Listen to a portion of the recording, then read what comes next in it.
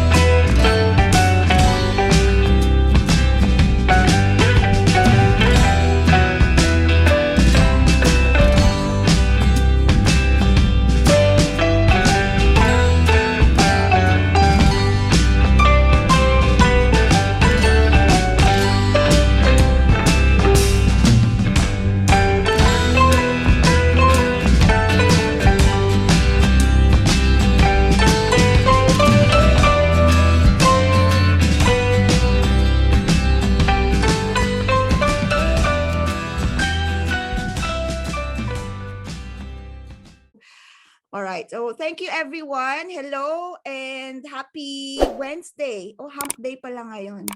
Yeah. Welcome back to my channel. Hello, this is Maya Davis. I'm the owner of C-Force Business and People Solutions in Australia.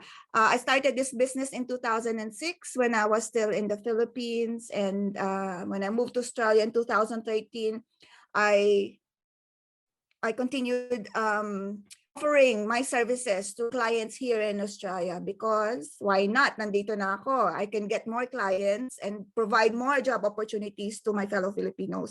And yeah, so now I'm sharing my knowledge and experience in the recruitment world because I started as a recruiter in 2005.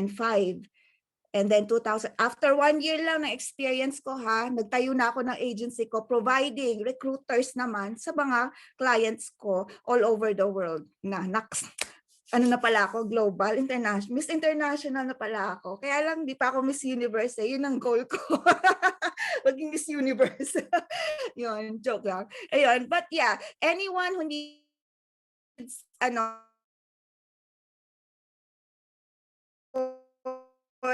sa recruitment agent, recruiters, or talent acquisition specialist, i-explain ko lahat yung mamaya sa inyo. Yun, pwede natin sila maging potential clients. Okay? Medyo malawak ang recruitment, but I will try my best. I will try my very best na i-explain sa inyo kahit compressed siya. Okay? And today, before we start, I would like to introduce to you one of my recruiters sa C-Force. Okay, she's been with C-Force for how many years? 2012? Hindi 2012. 2015 yata or 2016. Yeah, so I first first encountered her with her sa online, and then I approached her if she's interested sa or nag-post yata ako ng job advertisement looking for a recruiter, and then she approached me, and then I found her clients na sa C-Force. If not in Australia, in the US. So please welcome si Marge Arevalo. She's a recruiter for clients in America and Australia. Hello, Marge. How are you? Hello, good afternoon, everyone. Pleasure to be here. Thank you, Miss Maya. Hi. So, Marge, I know you have lots of clients, so at wala ka pa sigurong tulog. So, okay lang po. Konti lang itatanong ko sa iyo just for, for the benefit of everyone who joined para malaman nila if this is the right career path for them in the online job industry. Okay. So Marge, tell us about your your recruitment experience and why recruitment? Bakit mo pinili ang recruitment? Sure. Siguro kung magta-time travel tayo so kung bakit ako naging recruiter, baka maubos ko yung oras niyo po. Well, yeah, I've been with C4 since 2016 po yata or 17. Yeah. I'm currently handling 3 clients with C4s. One is in line in the healthcare industry based in United States. The second one based in UK, handling different, also in the staffing industry and also in Australia. Same then po consulting. So I've been a human resource and recruitment for almost 10 years. I also started same, probably most of you doesn't have yet yung experience in the recruitment. I'm also a product of BPO, business process outsourcing, call center agent. And then my first job in the digital marketing company, I was a lead generation specialist. So zero knowledge po talaga ako in the recruitment side. I'm not graduate with any degree with covering the human resource and recruitment, but nag-leverage yung skills and experience as time goes by dealing with and helping with my clients then. So most of you probably thinking kung mayroong mang opportunity in the remote environment. Yes, there's a lot. Marami po talaga, and age doesn't matter. I believe most of the, joining the webinar are parents already, looking for a better opportunity to help and bring something on the table with your family. So, ayun po, I can assure you that there's a lot. It's just that we just need to be more patient kasi sa sobrang dami, probably yung time natin, hindi na natin alam kung saan natin i-allocate. Kung ito ba yung gusto ko and ito ba yung, VA ba or recruiter ba. So, sa sobrang dami po, you just need to be more focused kung ano yung gusto mo. If yung experience mo is more into call center, probably you can work with the VA. So maraming opportunity. And yeah, I'll share a lot in the recruitment side probably later on if you do have any questions. Okay, thanks for that, Marge. Sure. All right. Okay, so what are your achievements naman pala being a recruiter? So recently, I'm very happy to let you know that I was able to buy a house for my parents. So with the help of C4s. So yun, sobrang thankful and grateful po ako na I've been with C4s. They helped me with, working with a lot of clients. So dahil doon, naka-achieve po ako ng one of my goal.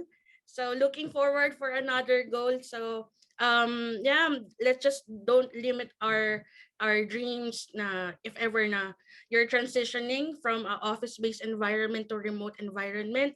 So yan po yung latest achievement ko. Okay, congratulations. Yan yung pwede natin sabihin na sana all, di ba? Yon. Meron ng bahay for her parents. Congratulations, by the way.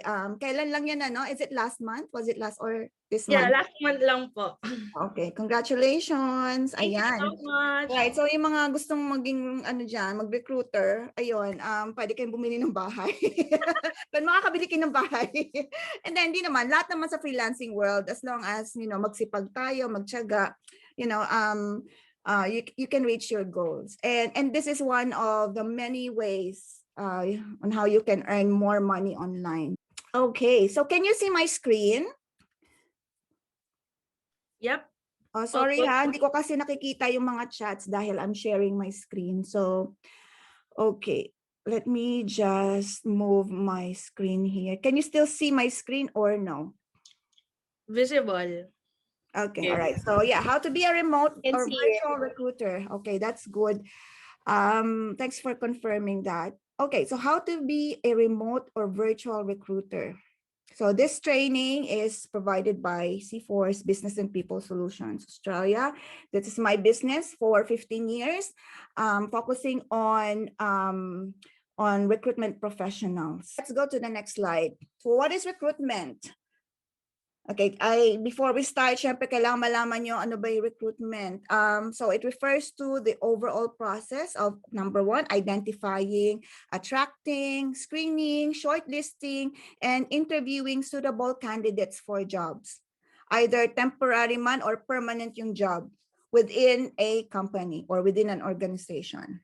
Okay, so yan yung definition ng recruitment. So I Googled it, yan yung lumabas sa Wikipedia, and kahit yung may mga ibang definitions yan, you will end up with the same or similar meaning ng recruitment.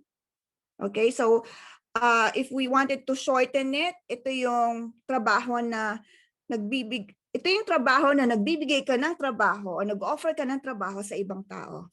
Okay? All right. So next, who are your target clients? Okay, so nag-a-apply kayo or you are looking to start your virtual or remote recruiter career, sino ba yung hanapin natin clients dito? So they can be organizations or companies that need support in filling their vacant positions. So yun yung mga direct clients. So may mga companies, let's say, for example lang to si Coca-Cola.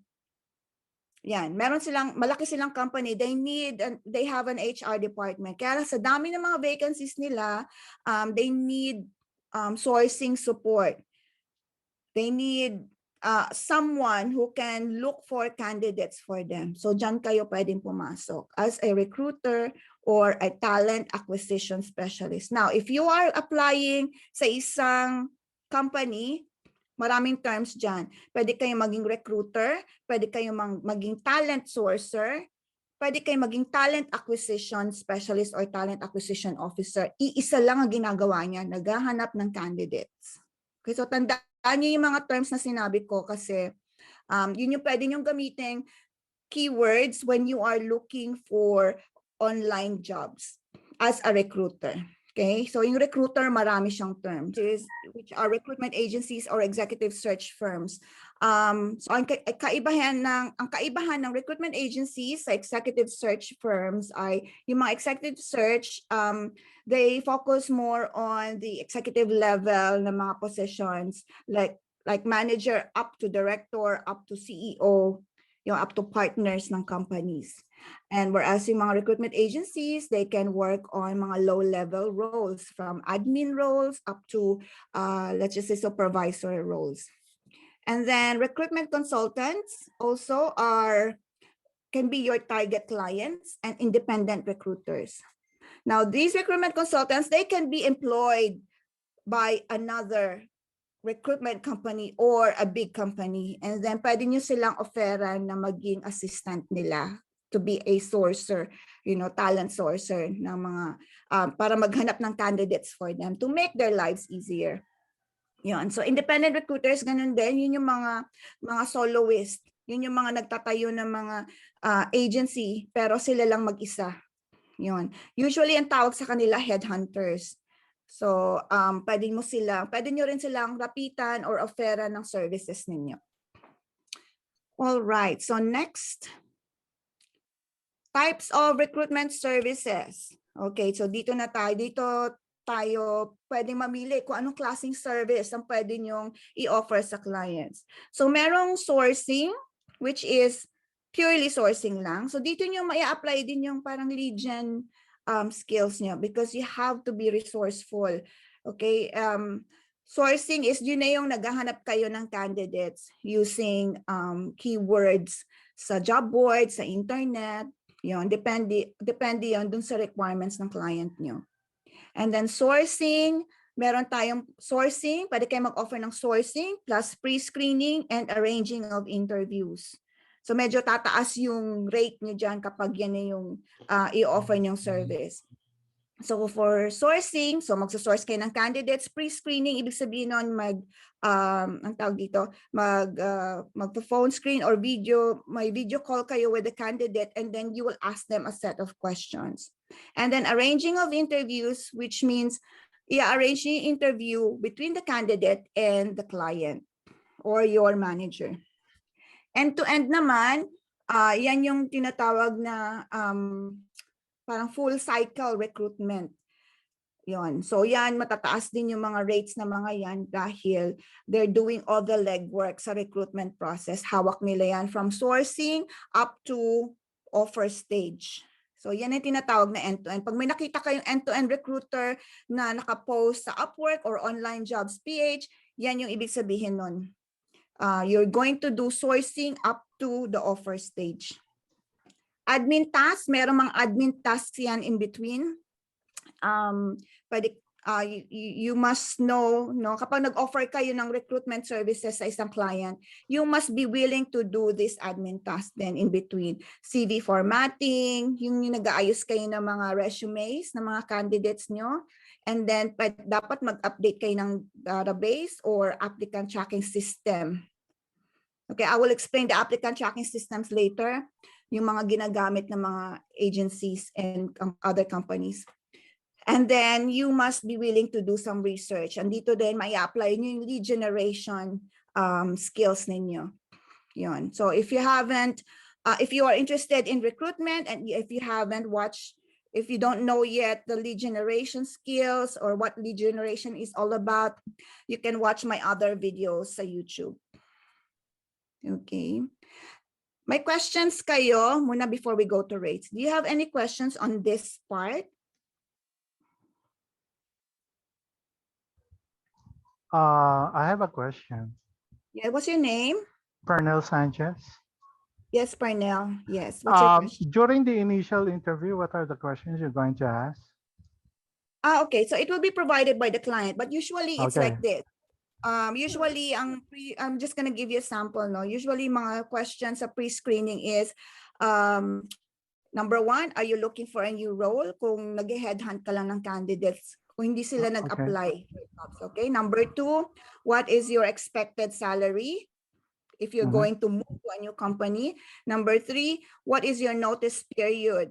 If they are currently employed, you will ask them what is their, my notice period kasi bawat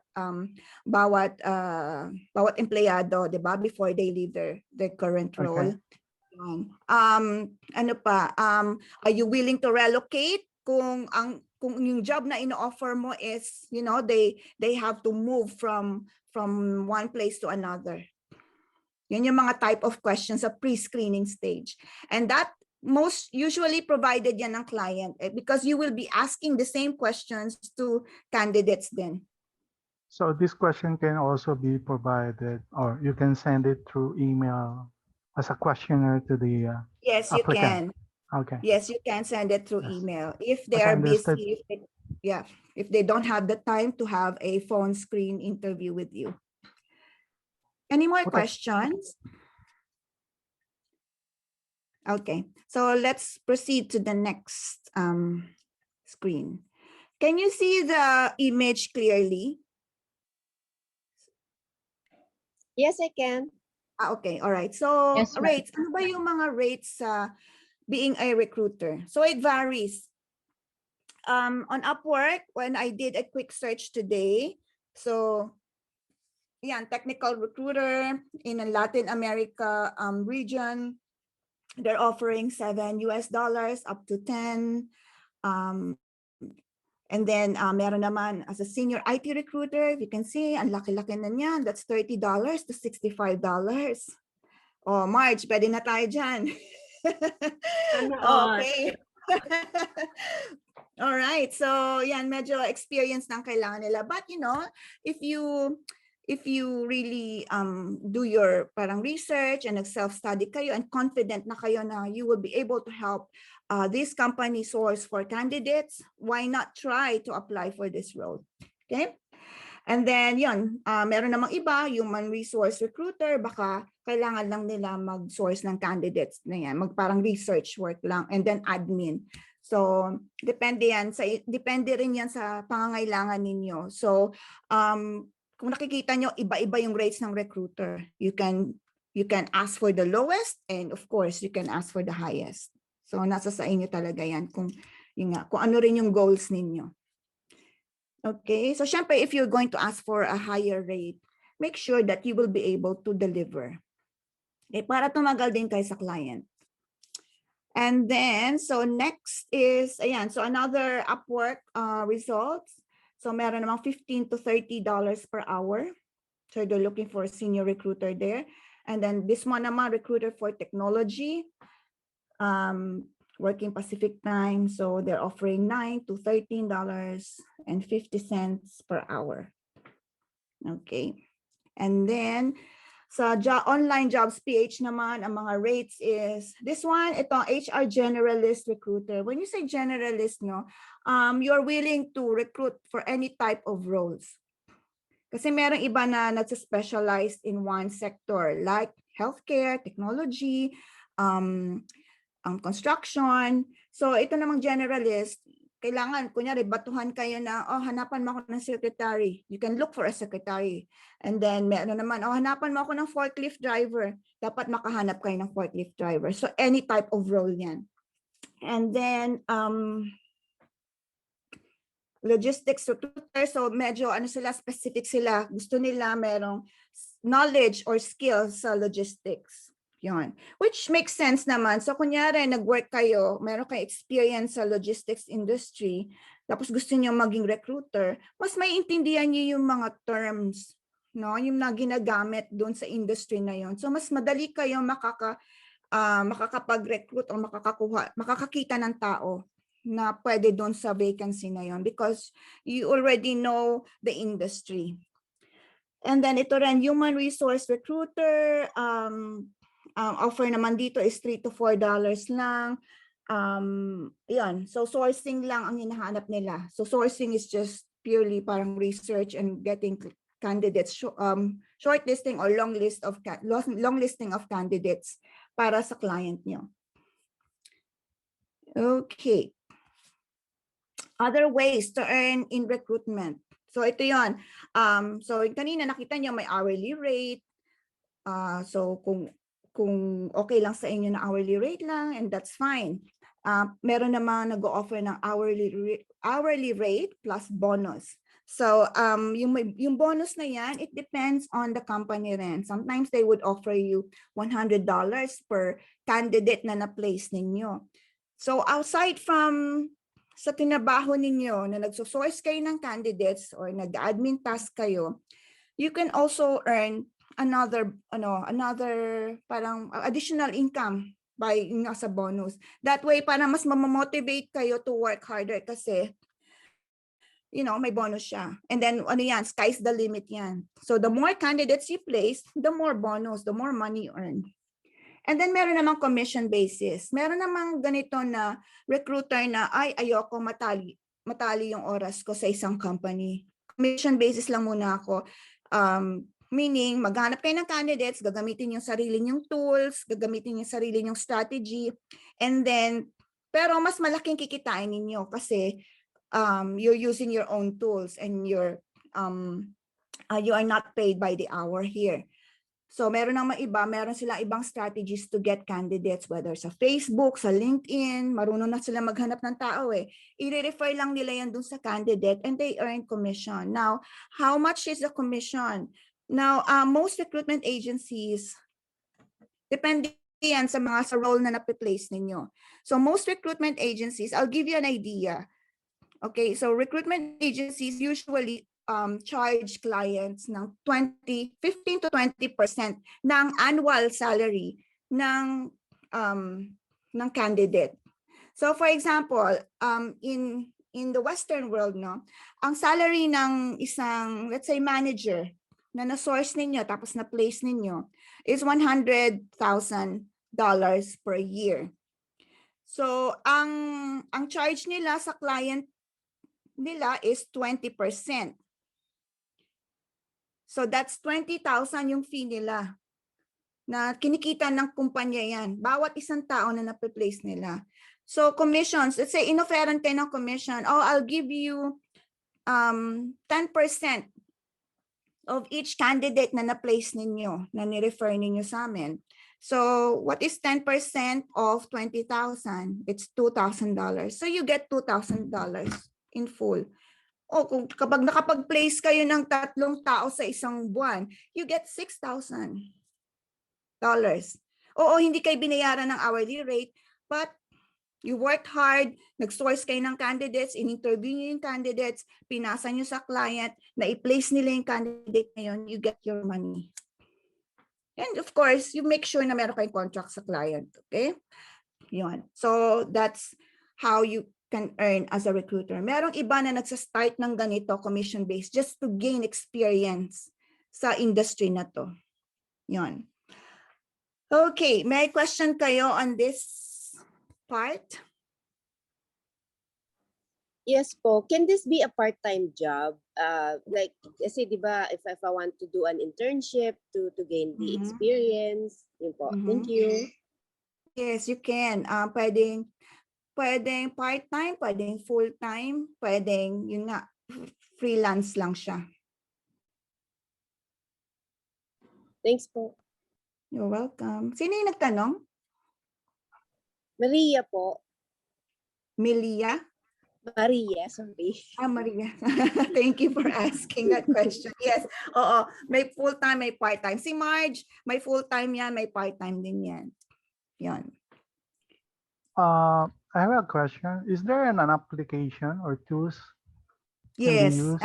we will get there later on for Okay. yeah, for that one. Okay? Okay, thank you. No worries. Okay, so let's move to the next slide. Who can be a recruiter? So in-explain ko na rin to during my introduction for this training, no? Yeah, so anyone who has the passion to make a difference by providing job opportunities to others, anyone who would like to meet other people from different walks of life, anyone who finds joy in helping clients grow their businesses and helping candidates succeed in their careers. In short, kailangan mahilig kayo sa tao. Yon, mahilig kayo makasalamuha sa iba't ibang tao. Yon, because if not, this would not be the right career for you. Yon. Kasi iba-ibang tao talaga makakasalamuhan nyo dito because you're dealing with candidates. You're dealing with people because you're dealing with a client, and then you're dealing with candidates din na, iba-iba yung situation. But if you enjoy talking to them, if you enjoy knowing more about their lives, yan, and then helping them parang succeed sa career nila, then this is the right career for you. Yun. Basta happy kayo na nag-grow yung business, happy kayo na nabigyan niyo ng trabaho yung isang tao, or nag-level up siya sa kanyang career, then yeah, this would be the right career for you. All right. So how to start? So recruitment stage 1. So pag nag-start kayo as a recruiter, the client will provide you a job description. Sometimes may clients na hindi na magpo-provide ng mahabang job description. Sasabihin na sa inyo, I need a Java developer with 2 years experience. Ganun na. Tapos sabihin mo, paano yun? So parang merong iba na, it's up to you. Pero yun yung mga advanced na level na parang alam na nila yung hinahanap nila. But if you are starting, make sure na meron kayong job description. Pag first timer kayo, make sure na meron kayo niyan. Kasi that will help you find the right candidate for the role. Okay? So i-provide yan sa inyo ng client. And kapag hindi provide, you insist na meron dapat job description para sure kayo na target niya talaga, bullseye talaga yung candidate na makikita niyo. Okay? And this will also help you structure kung ano yung mga questions na i-ask mo sa candidate. Okay? So ano ba yung nasa job description? Usually nandyan yung mga skills na kailangan sa tao, ano yung mga saan yung location ng job, ano yung type of environment na na i-work, kung saan sila mag-work, yun. Tapos kung ano yung mga applications or programs na nagamit na nila before. So, yan ang stage 1. So, you must get a job description. Diyan kayo pwede mag-start maghanap ng tao. Okay. Next, stage 2 ng recruitment, sourcing. So, ito na yung naghahanap na kayo ng tao. So, but before you source candidates, you have to post advertisements. Yan yung first stage niyan.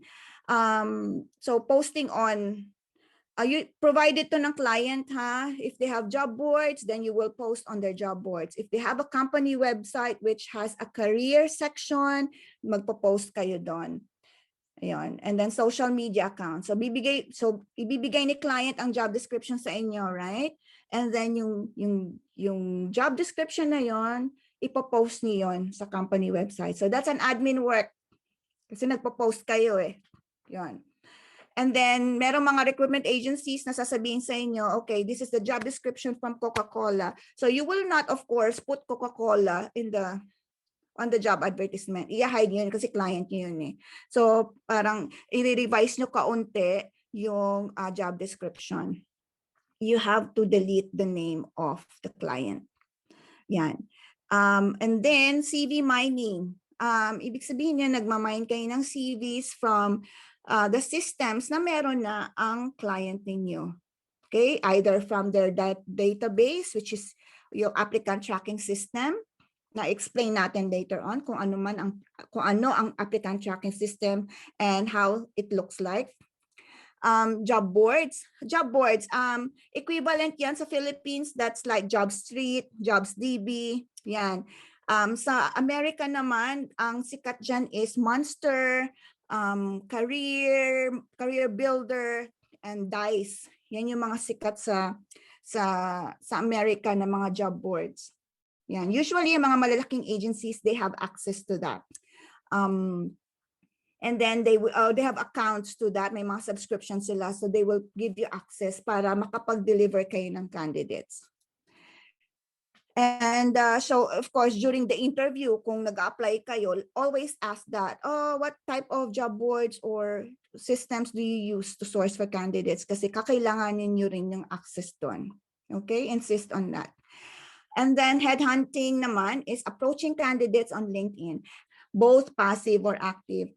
Now, the term passive and active sa candidates is ganito. Yung passive, ito yung mga hindi nag-show na naghahanap sila ng trabaho or they're not actively looking, pero in-approach mo sila, in-offeran mo sila ng trabaho or ng opportunity. Yung active naman, makikita nyo sa LinkedIn ngayon na meron nakalagay na open to work, yan yung mga status nila, sila yung mga active candidates. Yon, mga active na applicants, naghahanap sila ng new role. Okay, so alamin nyo rin ang passive and active all throughout the recruitment, all throughout your recruitment journey, no, maririnig nyo yung passive and active. And whenever you are, being interviewed, you will encounter those words, passive and active candidates. So, do your research then kung paano nyo explain yung passive and active candidates. But yeah, iniksiyan ko lang yung definition kanina. So, active, sila yung mga naghahanap talaga ng trabaho. And then passive, sila yung hindi naghahanap, yung tahimik lang pero, in-approach nyo, are you willing to discuss this opportunity? Ganon. So, walang commitment. Parang, kausapin nyo lang sila o baka naman interesado sila, diba? Why not? Yun. Okay. So, stage 3 ng recruitment is screening. Dito na yung either nagpo-phone screen kayo or video call. Filter nyo yung mga applicants. Either yung applicants, okay, let me just clarify here ang difference ng applicants sa candidates. Applicants, yun yung mga galing sa job advertisements nyo. Applicants pala ang tawag sa kanila. Okay? Candidates, kapag sila na yung para dun sa role na yun. Na-filter nyo na sila. Alright. So, yun nga. So, either you invite them for a phone interview or video call. So, yung questions that were given to you by your client na i-ask nyo doon sa candidate na yon, this is the time that you will be asking them. Okay, walang ibang questions, basta kung ano lang nasa pre-screening form na binigay sa inyo ng client, yun lang i-ask nyo, and then either you will write them down or put them in the system, yung mga sagot nila. Okay, so ulitin ko ulit, ano ba yung na-ask during the pre-screening stage? Hi, what's your notice period? What's your expected salary? What are your preferred shift? Kasi baka nga naman iba-ibang shift yung trabaho, di ba? Baka may prefer na work hours yung tao. Oh, I prefer to work from 12 p.m. up to 8 p.m. Ganon. So ilalagay niyo yun sa system. All right? So yun yung mga sample na mga questions. And so sa mga attendees natin ngayon na are afraid of the phone, nga pala, if you're afraid of the phone, wag na kayo mag-pre-screen. I-offer nyo lang a sourcing, ang sourcing service. Pero this will help you. If you have an appointment setting experience, you can apply that appointment setting skills sa role na to. Okay, so admin tasks may be done here.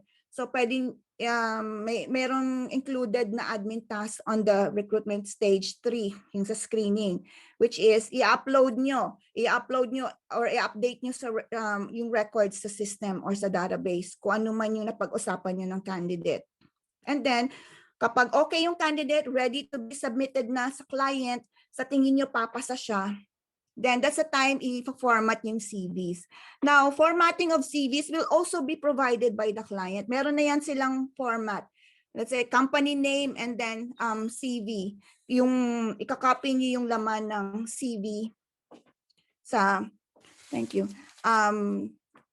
doon sa mismong template nila. Meron namang iba, meron na automatic na nag-generate ng CVs. Ang tawag doon mga CV formatting apps. But I haven't encountered that yet. I haven't used that yet. But I heard there are some companies, na lalo na yung mga big companies, meron na silang parang automated na system na nag-format ng CVs under their letterhead. Tapos diretso na yun isasubmit sa client. Yan. Usually kasi, lalo na sa amin, I'm still in the recruitment industry. So what I do sa CV is manual pa rin yung ginagamit ko. Kasi there are some things that I need to change pa sa CV ng isang candidate para ma-tailor siya according doon sa role na ina-applyan niya. Okay? Kasi if there are unnecessary details sa CV, hindi ko na isasama yun. Ano na yun? I-delete ko na yun and then yun yung ibibigay ko sa client. Kasi usually a hiring manager or a client just looks at your CV 5 to 7 seconds.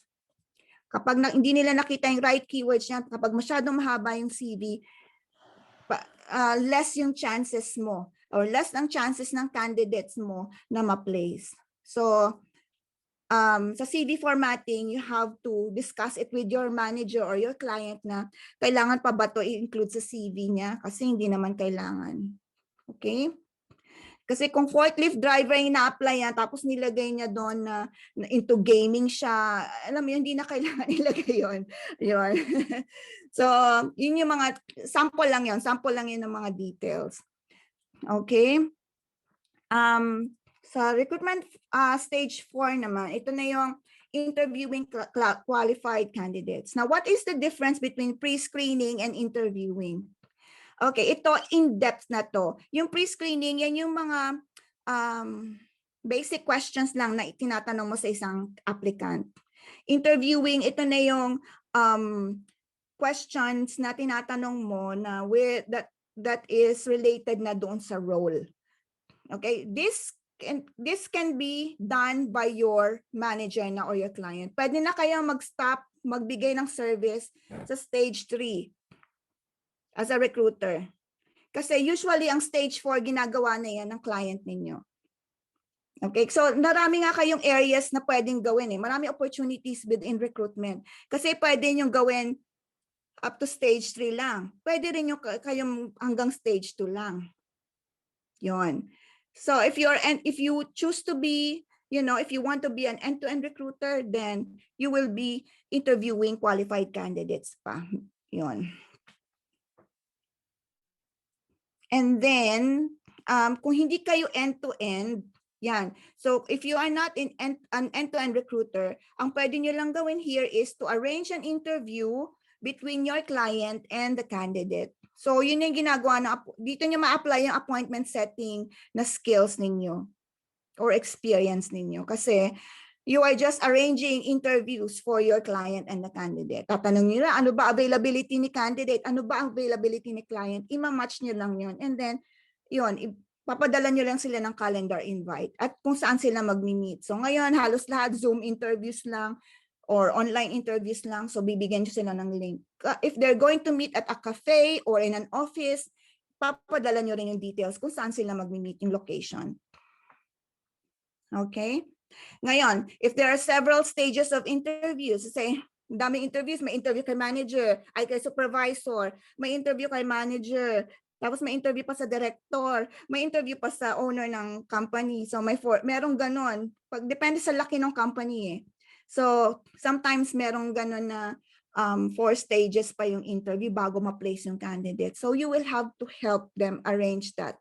Okay? Yun. So appointment setting pa rin yan. Okay, so recruitment stage 5, offer stage, usually para lang din yan sa end-to-end recruiters. Okay, so it may or may not be a part of yours. So this one is advanced na yan, para na yan sa mga experience talaga na recruiters. Okay, yan yung ginagawa nila. But usually, based on my experience, ang kailangan lang talaga ng mga clients ko ay from interviews, from sourcing up to pre-screening, and some other admin tasks. Okay? Kasi yung offer stage parang, yeah, sila na nag-handle yan eh. Okay, so what are the most common systems used in recruiting? So ito na yung, masasagot ko na dito yung mga tanong ninyo. Okay. One popular system na ginagamit dito sa Australia and sa UK, and sumisikat na rin siya sa Amerika, job adder. Job adder was founded or created dito sa Australia. So dito siya unang sumikat, and then yan, pinasok na rin nila yung UK market and then US. So a lot of recruitment agencies are using this job adder.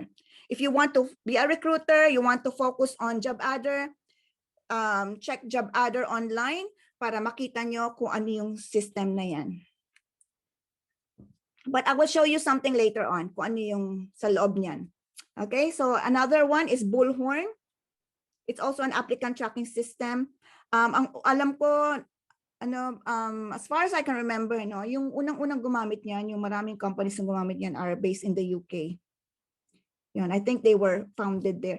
So maraming gumamit niyan until yun, tumaas na impression nila. So lumipat sila sa job adder, lumipat sila sa ibang applicant tracking systems. So that's one applicant tracking system na ginagamit nila. Okay, Bullhorn. And then Zoho. Zoho Recruit, matagal na sila. Sila yung isa sa mga unang applicant tracking system na nag-offer ng services sa mga staffing firms at saka sa mga HR departments ng mga malalaking companies. Yan. And Zoho is our system now. Dati I used job adder. Right, Margie? And then, kasi si Margie before, siya yung nag-update ng system ko sa job adder. So, that's why I confirmed it with her. Yon. So, job adder, and then lumipat ako ng Zoho. Yon. I shifted from one applicant tracking system to another kasi gusto ko rin i-explore yung iba't ibang applicant tracking systems eh. Kasi para may share ko rin sa inyo kung experience ko, with that systems or with those systems. So Zoho Recruit, isa rin yan sa mga sikat. I think they have a free version. If you want to try it, then mag-register kayo dyan. I'm just not sure if they're requiring a domain, yung business domain, para makapag-register kayo dyan. But yeah, try to explore that as well. Okay, so other ATS na sikat ay Loxo, Vincere, PC Recruiter, Recruit CRM. CRM yan. So it's Recruit CRM. And then if you want to know more about other applicant tracking systems, just search for top applicant tracking systems on the internet or top ATS. I-Google nyo lang yon, maraming lalabas na list. Okay, so ano mga difference? Anong difference ng bawat isa? So para sa akin, no, ang kailangan lang nating matutunan dyan ay yung mga how to update records, how to upload new candidates and clients doon sa system. Pare-pareho lang sila, iba-iba lang ang itsura nila. Okay, pare-pareho sila may ganong functionality. Yung mag-upload ng resume, ng mabilis, mag-update ng records sa loob ng system. Okay, and then, okay, so I'll show you a video. Ito yung hindi ko pwedeng ilabas sa YouTube, but I'll show you a video na just for you to know what is inside the applicant tracking systems. Okay.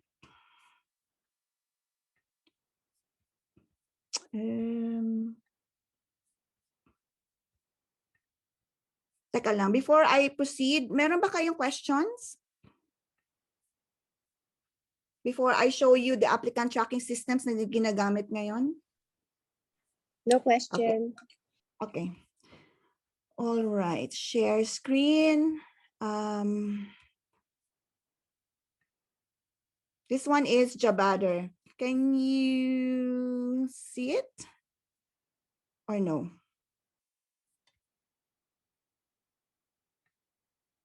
I can. Okay. This review video is for JobAdder, a cloud-based recruiting You can platform. visit that page JobAdder later on. simplifies searching and sa hiring YouTube. tasks using a CRM-like interface that makes it easy to track prospects and recruiting channels. This review video is provided by Technology Advice as part of our mission to educate, advise, and connect buyers and sellers of business technology. When you log into JobAdder, you land on a central dashboard. You can navigate to different areas of the software using the blue bar at the top. Each tab has a dashboard for the specific section. To add a new candidate manually, add a contact, or create a job posting, click the plus sign next to the search bar at the top. Under the Jobs tab, you can browse through various jobs that you've created. Depending on the size of your organization, this list may be quite long. Use the Search Jobs function to search through the list for specific entries. To add a new job, click Create New and include the job title, description, and other information.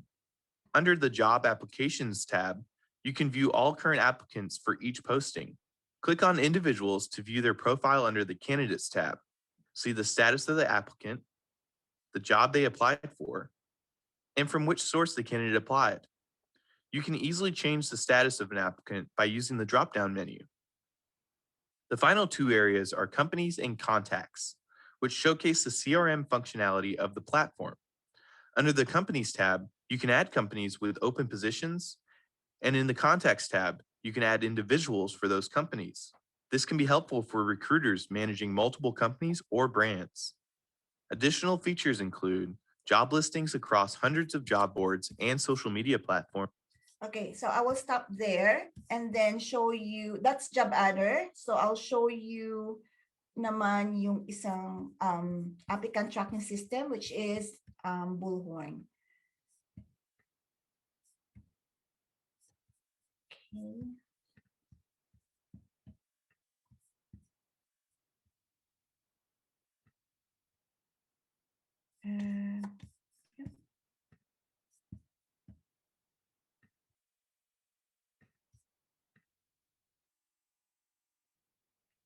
The best way to add a candidate record into Bullhorn is by parsing a resume, either from your inbox using Bullhorn for email, or if the resume is online or saved to your desktop, using the resume wizard. When you parse a resume, Bullhorn extracts the information and populates it into the following fields, greatly reducing the amount of data you have to type. In this example, we'll use a resume we have saved to our desktop. You access the resume wizard from the Bullhorn menu under Home. Because this resume is on our computer, we can do one of three things here. First, if we had the Word or PDF document open already, the quickest way to get the information into the system would be to simply copy and paste the text into this text block. If we had the file folder open, we could upload the resume by dragging and dropping it into this box. However, most likely, the quickest way to parse the resume will be to click inside the box and browse your desktop. Once the file is uploaded, Bullhorn automatically takes you to the Add Candidate screen with the appropriate fields auto-populated from the resume. You'll also notice this confidence percentage at the top of the page. This percentage is determined by how many fields in the resume match up to the automatically parsed fields. The Resume Wizard's ability to do its job really depends on the amount of information in the resume. The parser does its best, but no matter the percentage value, you should always check through the record to make sure everything is accurate and complete before saving. At a minimum, you'll always need to complete the required fields, which are marked with a red asterisk. We should also assign this candidate an employee type and employment preference. The more information you have, the better. As we scroll through the record, notice that this candidate's email address, phone number, and address have all parsed into her contact information fields. It's very important to have the candidate's email address so you can include them on mass mailings and take advantage of email tracking. If you know the candidate's current or desired salary, you can input those values as well.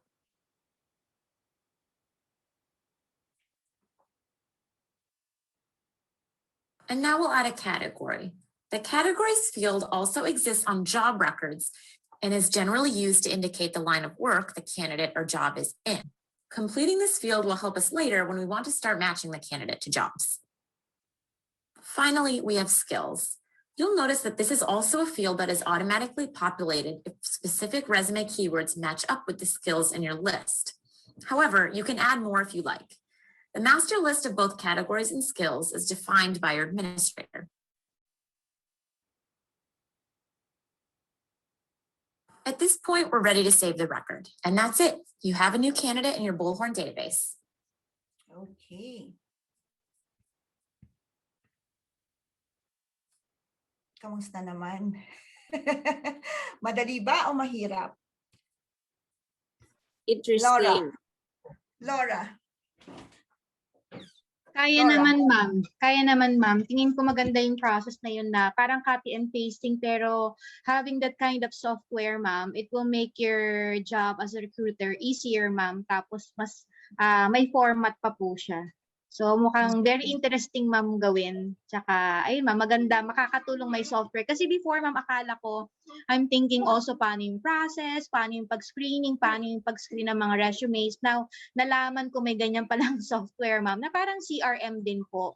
So it's a Yes. good, ma'am, tawag dito, information for us po. Yeah, that's why it's very important na meron din kayong knowledge lead generation using the CRM and also appointment setting, kasi mai-apply nyo talaga sa role na to, no, being a recruiter, yung mga skills na yon. Okay, so yung CRM, yun yung ina-upload nyo lang yung mga pangalan ng clients nyo, di ba? So in here, so applicant tracking system, andyan yung clients, andyan din yung candidates. Okay, and if you wanted to master one applicant tracking system, okay lang, punta lang kayo sa YouTube, just look for, Bullhorn demonstration or job adder. Just research for the top applicant tracking systems na ginagamit ng mga clients, or so for, kunyari lang, pumunta kayo sa Upwork, nag-type kayo ng job adder, tapos ang daming yung nakitang jobs na yung companies gumagamit ng job adder and they're looking for someone who has experience or knowledge of job adder, but di nyo aralin ng job adder using those free videos online. And then mag-a-apply kayo, di ba, na may knowledge kayo using job adder. And then you're willing to be trained pa sa system. Kasi may iba't ibang recruitment companies, iba-iba yung mga processes nila. Okay, so always tell them that you're open to learn more about their recruitment process. So yun yung mga systems na ginagamit ngayon sa recruitment industry. Okay, so let's go back dun sa presentation. Okay. I'll share my screen again. Ay, nawala yung screen ko. Ayan. Share screen and then PowerPoint. Okay. So, dito na tayo sa sourcing for candidates. Can you see my screen? Yes, ma'am. Okay, all right. Dun tayo sa sourcing, ano.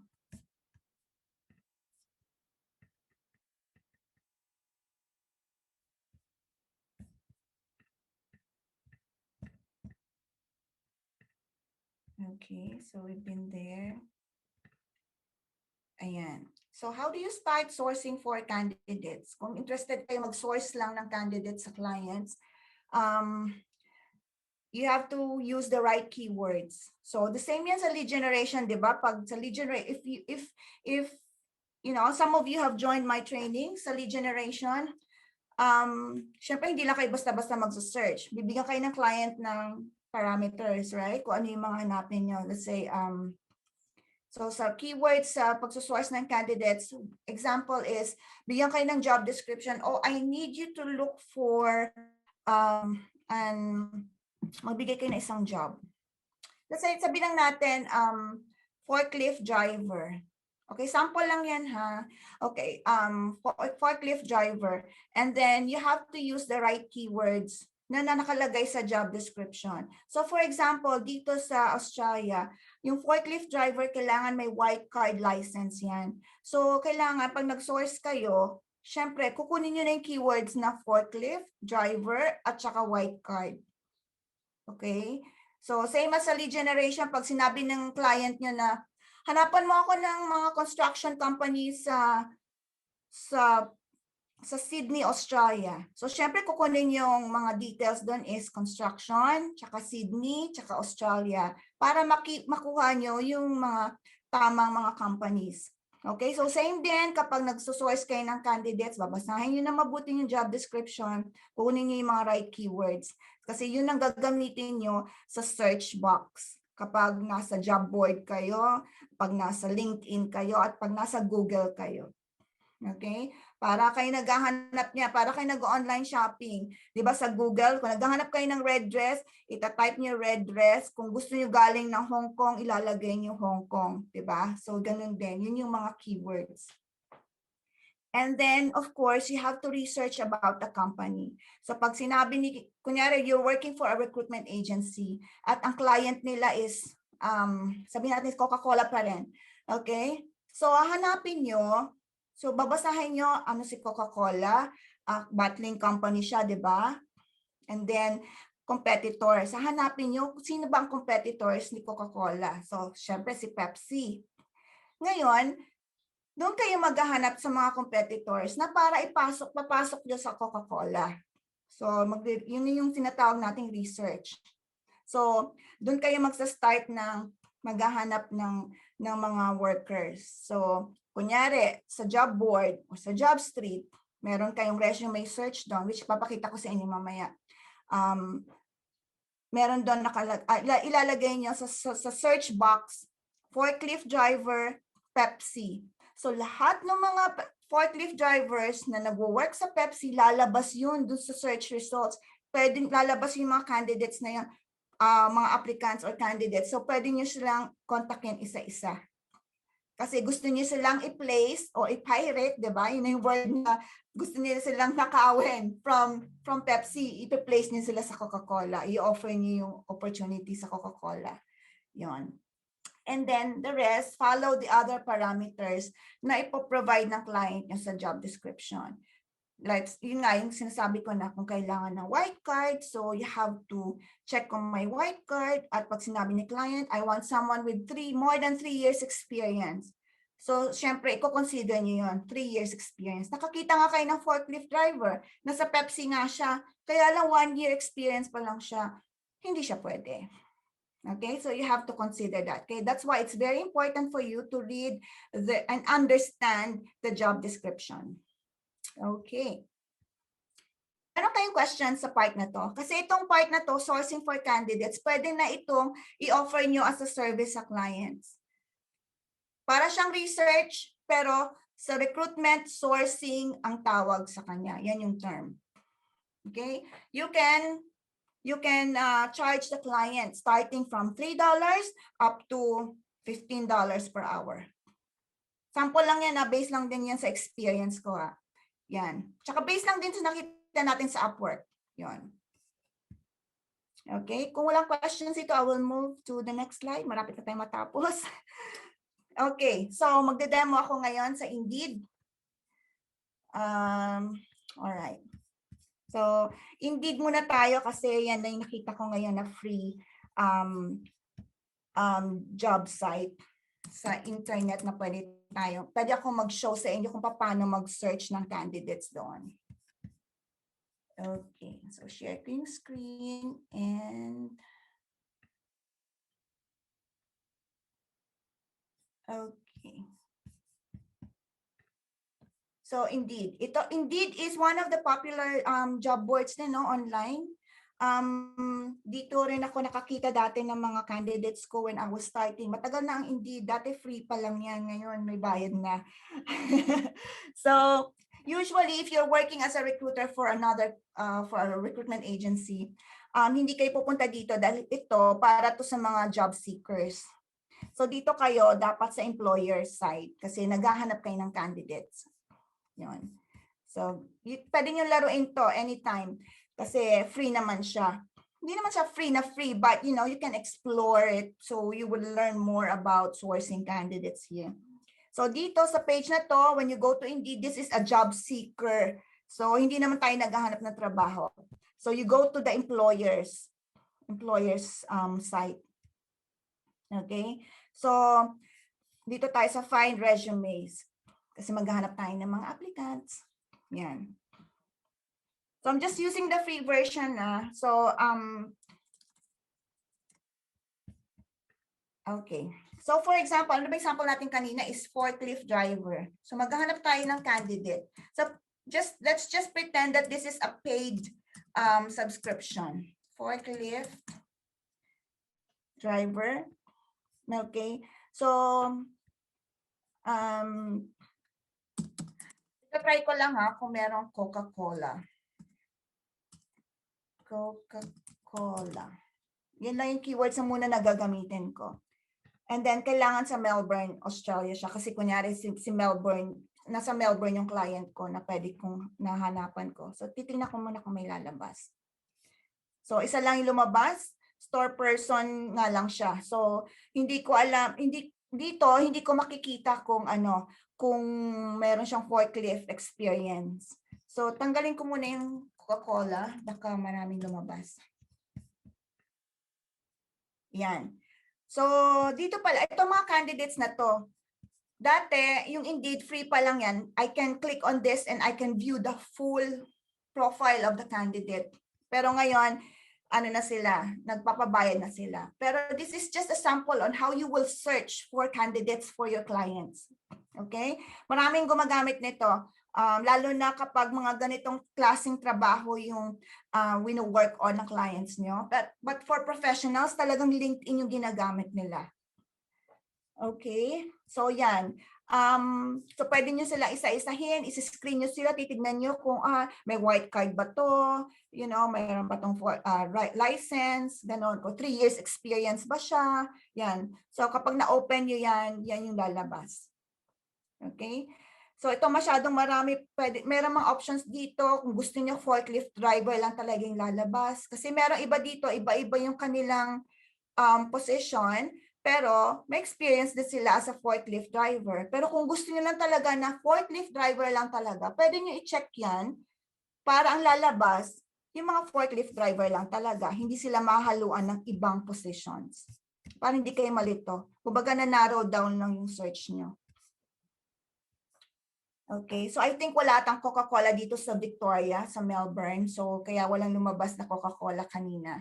Yun. Pero meron yata lumabas yung sa Storeman, baka galing siya ng Coca-Cola somewhere sa Sydney, kung saan may Coca-Cola office dito, kaya siya lumabas.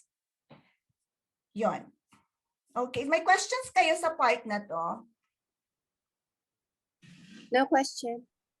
Yun. So, yun lang. Kapag gusto niyang mag-source ng candidates sa clients, ganito yung I have a question. Sure. Minsan ba ang client meron siyang account dito, pwedeng ipahiram if you're searching? Yes, kung kayo ay na-hire as a part-time, full-time dedicated recruiter for a client, bibigyan kayo ng access sa iba't ibang job boards na meron din sila. Kasi your task there is to deliver candidates to them. So they have to provide you with the tools. Yun. Okay. Now, if you're going to work as a commission-based recruiter, gusto niya para maging solo recruiter kayo and then you will provide candidates to clients, ikaw yung magbabayad ng mga subscription na yan. Kasi you're doing it as a business na eh. So, ikaw magbabayad niyan. Pero if you're going to be hired as a recruiter sa isang company na babayaran ka ng hourly rate or bibigyan ka rin ng bonus, they will surely provide you with access to any job board na meron sila. How about yung mga headhunters ba? Sila ang nag-shoulder nitong system? Yes. Depende Yung yan sa mga- budget nila. Meron namang iba, magamit lang ng mga free tools. And to be honest with you, ako, ginagamit ko lang ngayon are free tools. Yung LinkedIn ko, hindi ko siya ina-upgrade. I just look for candidates there. Kung ano lang yung magamit ko talagang free, mina-maximize ko lang talaga yung internet. But I am succeeding in this business kasi I use different types of strategies. I use different free tools on the internet to deliver candidates to my clients. Okay, thank you. Diba? May Facebook, merong Instagram, you can also source for candidates there. Yun. And if you want to learn more about sourcing candidates from Facebook and Instagram, just Google it. But I can teach that on my next level ng training kasi may next level ito. Itong tinuturo ko ngayon is basic, but you can already provide this type of service na sa client nyo and earn more money. Okay, this is just a sample. Itong Indeed is one platform na pwede kayong mag-practice na mag-source ng candidates. Yan. And also LinkedIn. Okay, let's go to LinkedIn.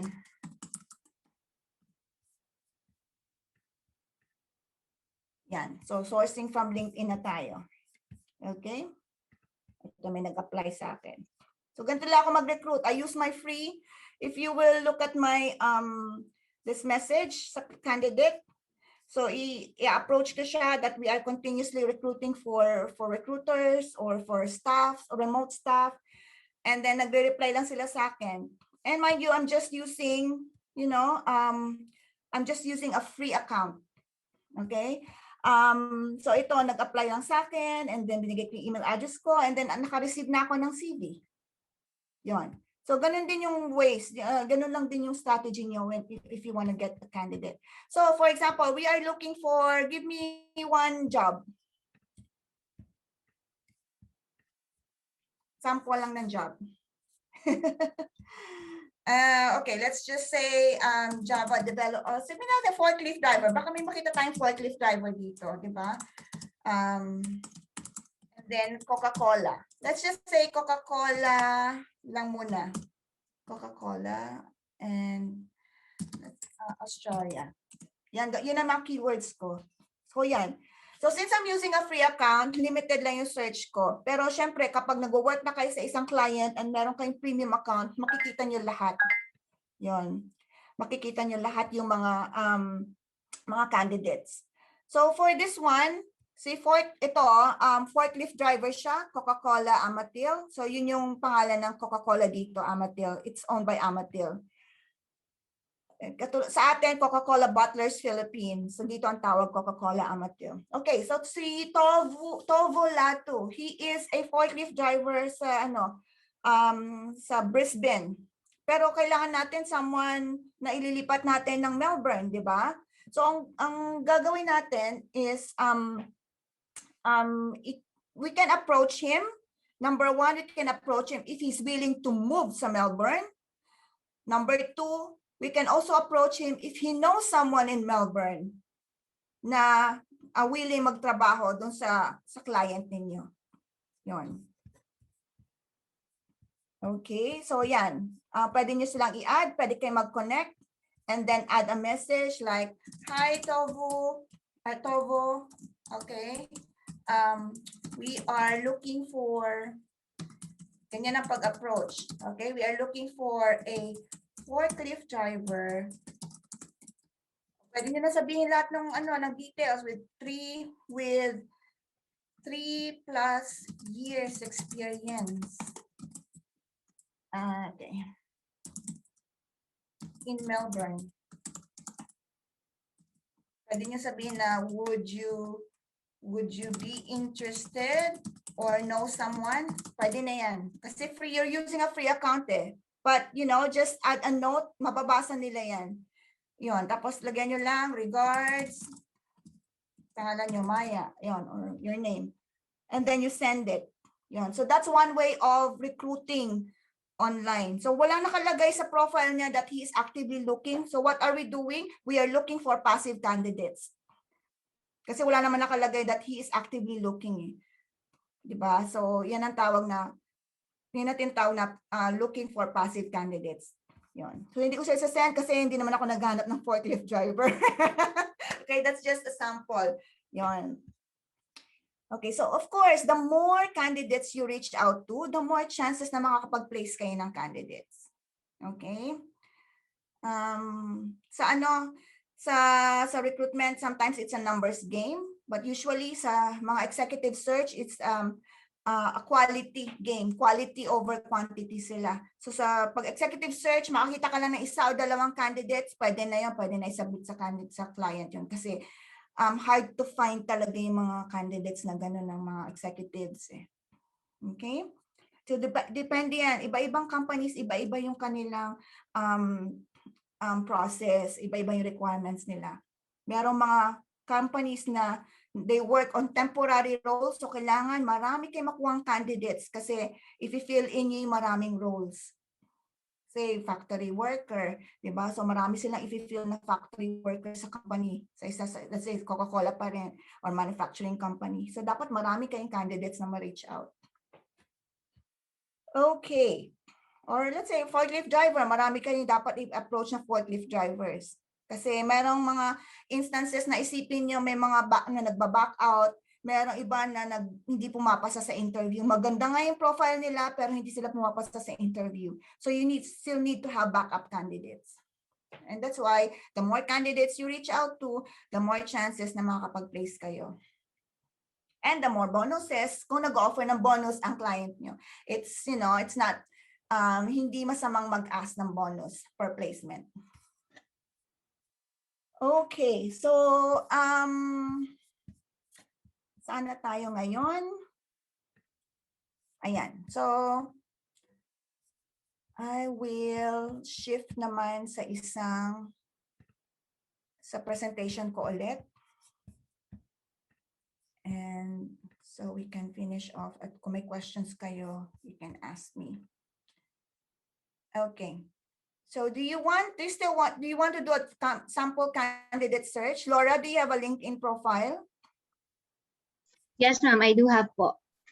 Okay. So Laura May Villa, ma'am. Villa or Martinez? Villa muna, ma'am. Pag wala Martinez po, hindi ko po alam okay, kung can you open it on your screen? Are you using your Sure, ma'am. computer?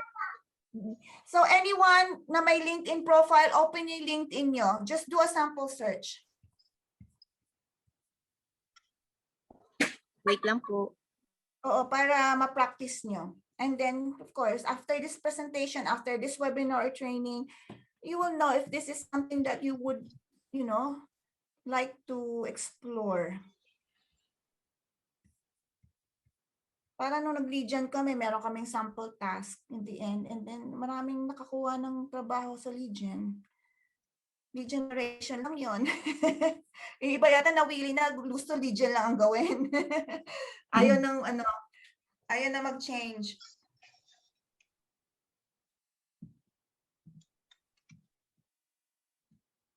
Ito, ma'am. Okay. Ayaw, ma'am, host disabled participant. Nga pala si Chai is my VA, my recruitment, my assistant, my recruiter, my appointment setter, lahat-lahat na. Yun. So kung hindi kami busy in recruiting, she does the admin work. So dapat if you are in the recruitment industry, you're willing to do other stuff then within the recruitment space. It's not all the time na busy kayo naghahanap ng candidates. Okay, so you have to be willing to offer other services sa clients nyo. And ang dami-dami pwedeng gawin within the recruitment industry or business. Okay, all right. Meron ka bang specific na industry kung saan mo gusto mag-recruit? Technology ba? Healthcare ba? Gusto mo ba parang general ka lang na magre-recruit? Sige ma'am, healthcare po. For example, Okay, so healthcare, ma'am. for example, we're going to look for a physical therapist. So ito type mo physical therapist. Sa Melbourne. Ayan, and then enter mo lang. So I know that you're just using a free account, no? Opo. But if yan, so for, your client will give you a premium account, you will be able to view these profiles. So you can try, Melbourne, Florida siya. So if you want to be specific, kasi gusto ko Australia Okay. sana, lagay mo Australia. Yan. Yan. So, physiotherapist sila, they're not physical therapists, but can you Opo, scroll ma'am. down? For see all people results, ma'am. Physiotherapists. Mukhang physiotherapist yata ang term nila dito ng physical therapist. Okay, you can click on that, but always discuss it with your client na can we get this physiotherapist? Yun. So physiotherapist pala ang term nila sa mga physical therapists. So you can click on that. Kaya si Todd Anderson. Yun. Kay si Todd Anderson ay nasa Mentone. So Mentone is also in Victoria, in Melbourne. Nagpo-focus siya sa mga athletics, so sport siya. So wala namang sinabi si client na gusto ko yung physical therapist sa sports, sa mga athletes. Pero if he wants to be specific, kunyari si client, gusto ko yung nagpo-focus sa mga athletes. So perfect si Todd Anderson na candidate for that. You can approach him. So can you click more, Laura? Tingnan natin kung makakapag-connect tayo sa kanya. Kunyari lang. So usually nakatago yung connect. So you can click on connect. And then you can click on connect again. And then add a note. So that's the time i-approach mo siya, lalagyan mo ng message na, hi, we are looking for a physiotherapist in Melbourne. Would you be interested to discuss? Ganon. Okay. Yan. And then send na. So that's one way of recruiting sa LinkedIn. Okay, kapag free yung account nyo. Kapag kapag may premium account kayo, na binigay ng client, you can immediately send a message to the client. Wala kay limitation. And you can view a lot of profiles, of course. Yan. Pero sabi ko nga sa inyo, kahit free accounts na yung gamit nyo, maging resourceful lang kayo, maging diskartehan nyo lang, you will still find those candidates na pinapahanap sa inyo ng clients. Yun. Okay. And then, of course, hindi lahat yan magre-reply. So the more candidates nga you approach, the more chances na maraming din magre-reply sa inyo. Kasi sometimes, parang sa lead generation yan, di ba? Pag nag-send kayo or marketing email, nag-send kayo ng 100 na messages sa mga potential clients nyo, lalabas yan, di ba lang mag-reply. So parang mag-source kayo ng candidates. So if you think of getting candidates, approaching 20 candidates, merong 5 or 10 mag-reply sa inyo. And then you can continue the discussion with them. Pwede nyong sabihin sa manager nyo o sa client nyo na, oh, I got this interested candidate. Would you like to speak to him? So doon nyo na maiaano yung appointment setting na skills nyo na i-arrange nyo ng interview si client kay candidate. Yun. Depende sa process yun ni client. So that's already sourcing.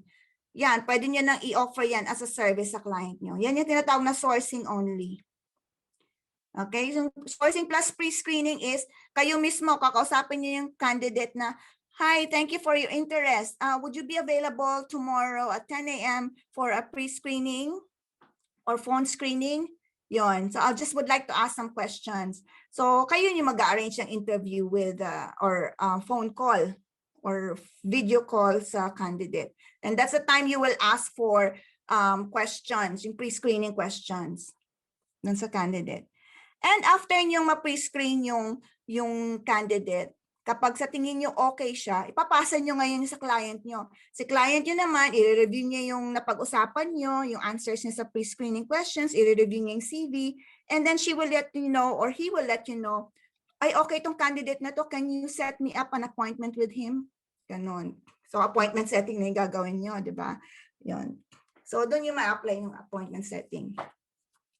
Meron namang ibang clients na, okay, source ka lang ng candidates, just give me a list of the ones who replied to your message and I will, handle it from there. Tapos move on na kayo sa ibang roles. Yon. Any questions? I have a question regarding sa hourly rate or some clients. Is there a quota that you have to discuss with your client? Like the number of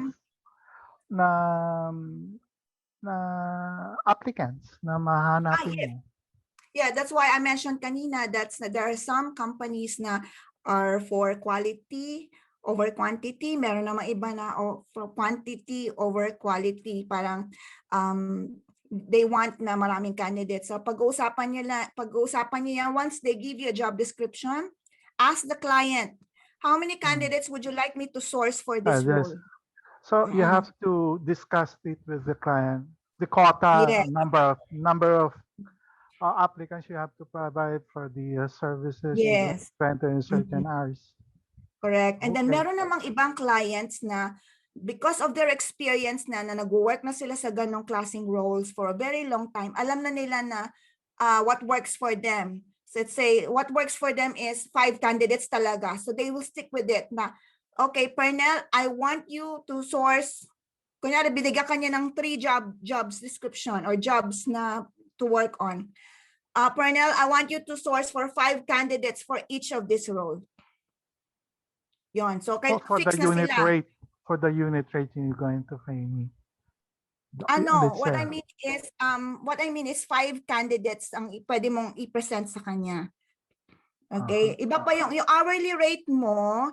Okay, yung hourly rate mo depende yan sa how many hours you source for the candidate. So babayaran ka nila. So kunyari full-time ka, in 8 hours you have to work on those 3 jobs na binigay sa'yo. Okay. So bibigyan ka niya ng hourly rate. May hourly rate ka na, let's just say $5 per hour or $10 per hour. So babayaran ka niya ng $10 per hour pag nag-work ka sa kanya kasi you're doing sourcing, you're doing admin, you're doing appointment setting, di ba? And then on top of it, kapag nakapag-source ka ng candidates at na-place yung candidates na yun sa client niya, meron ka pang bonus if they provide a bonus. Ang tawag doon is sourcing bonus. Okay. Yun. Okay. Ang sourcing bonus, sometimes it's $100 up to $500. Depende kung gaano ka-generous si client. At kung gaano rin kalaki yung kinita niya doon sa isang placement na yun. Okay. Okay, thank you. No worries. Welcome. Ma'am, question ma'am. Dito na po papasok from sourcing, for example, ganito ma'am sa LinkedIn, nagpahanap, for example, this physiotherapist, halimbawa 5 candidate ma'am. Ma'am, dito na papasok yung using of software, yung kaninang pinresent niyo po, yung Bullhorn. So, dito na yun. I will present it yung candidates ma'am to the client through using that software. Tama po. Yes. Correct. Oo. Pwede pasok mo na siya sa software at sabihin mo sa client, I already uploaded the CV of my candidates on the software. I-check niya doon. Meron namang iba na wala silang system na ginagamit. Ipapasa mo talaga manually yung mga CVs sa client mo. Yun. Kasi merong companies na nagsa-start pa lang, wala silang system. Okay, ma'am. Thank you po. Okay, you're welcome.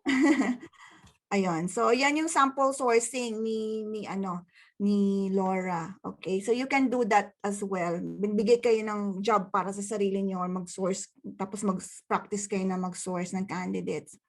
Ayun. So, the success of this role, okay, is entirely in your hands. Okay. So, It's in the choices that you make, how many hours you put in, how many calls you make, how organized you are in, searching.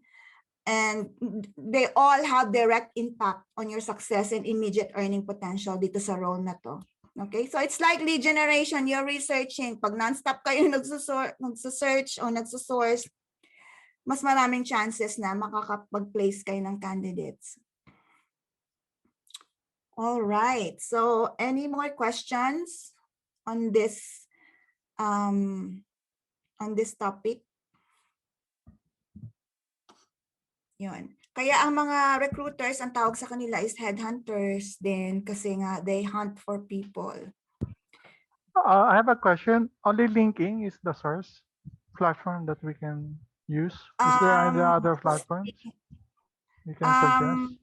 Job boards na yan. Or sa Google, pwede kayong mag-Google and just use the keywords, kasi merong mga ibang mga candidates na lalo na yung mga professionals, they post their resumes online. Meron silang sarili nilang website. Yun. Okay, thank you. So, yeah, no worries. Welcome. Question Okay. po. Yes. What's your name? Maria po. Hi, Maria. Yes. Yes, meron ba tayong pina-follow na ethical procedures for hindi naman sa nag-overthink ako, pero naka-curious ako kasi syempre I will be searching for Maya, for example. Magugulat na lang siya, saan mahanap yung profile ko? Parang LinkedIn lang yata ako tapos iba yung sinasabi mo.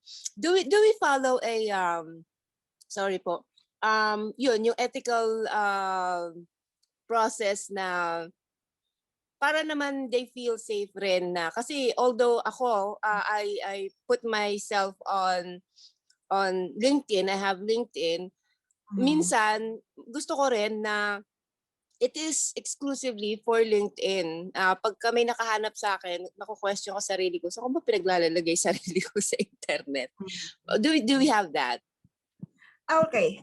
When you want to begin searching or recruiting for candidates, syempre aayusin mo yung profile mo. You will represent the company that you're working for, Maria. So if you're working for ABC Recruitment, you have to put your you have to update your profile that you're working for ABC Recruitment so that the candidate would know that okay, it's a recruitment agency, that's why they approach me for jobs.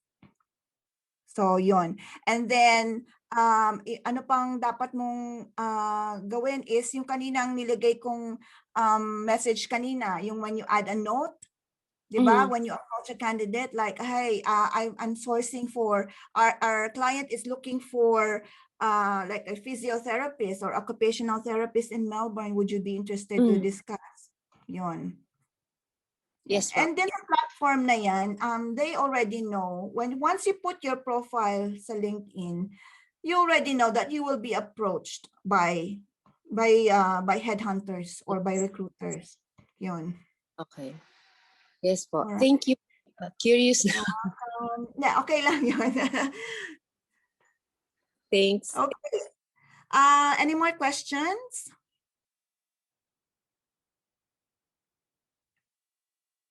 Okay, so sa tingin ko wala na. And pwede natin tapusin ang ating training. Thank you so much for attending this webinar or training. I hope you've learned a lot from it. Once I upload it on YouTube, I hope you will also, ito na may hiling ko in exchange of this free training is, I hope you will comment, give me any suggestions para ma-improve pa yung trainings namin. All right. Okay. So thank you so much again. I wish na makapag-decide kayo kung this is, the right role for you or not. Okay. Thank you For me, I'm gonna try it right away. Thank you very much. For me, I'm gonna try it already. Immediately. Yeah, practice it. Yeah, and then of course, what's very important is to know more about the systems that they are using right now.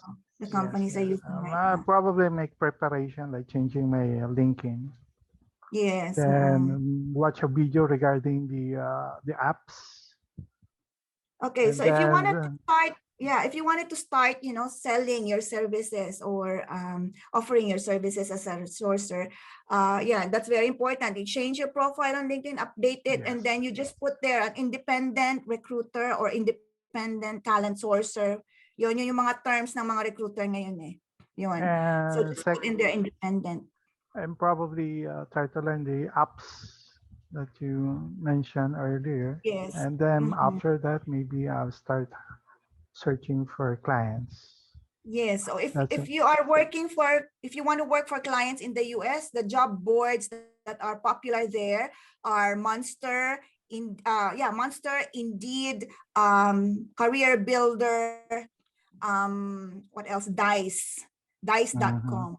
So if you would like to enter the US market, yun yung mga dapat nyong i-explore or puntahan sa YouTube. Baka may mga tutorials doon paano mag-source ng candidates doon. Okay. I will prepare myself All then. right. Thank Okay, you so very much, Coach. meron tayong mga questions yata sa chat. Pwede po yung magbigay ng certificate for this webinar. Yes, you can just send an email to c4workshop@gmail.com. We're happy to provide you with certificate of attendance. Okay, because once they see C4s and in your certificate, in your profile, feel free to put it on your profile. Once they see C4s and then nakita nila na I'm into recruitment industry, makakatulong yun sa application ninyo. Okay, just practice lang, practice sourcing. Parang lead gen yan, di ba? Practice ng lead gen tools. Marami mga free application softwares online. Ma'am, pahabol na tanong po. Miss Maya. Yes, Gloria. Thank you so much po, Miss Maya. You're Learned a lot po. Thank you, Miss Maya. Thank you rin, Margie. Thank Thank you for you. sharing your experience here in our webinar. Sure, always a pleasure. Good luck, everyone. Hope you're able to land your Thank you. Thank you. Thank you. Thank you po. Thank you, Miss Maya. You're welcome.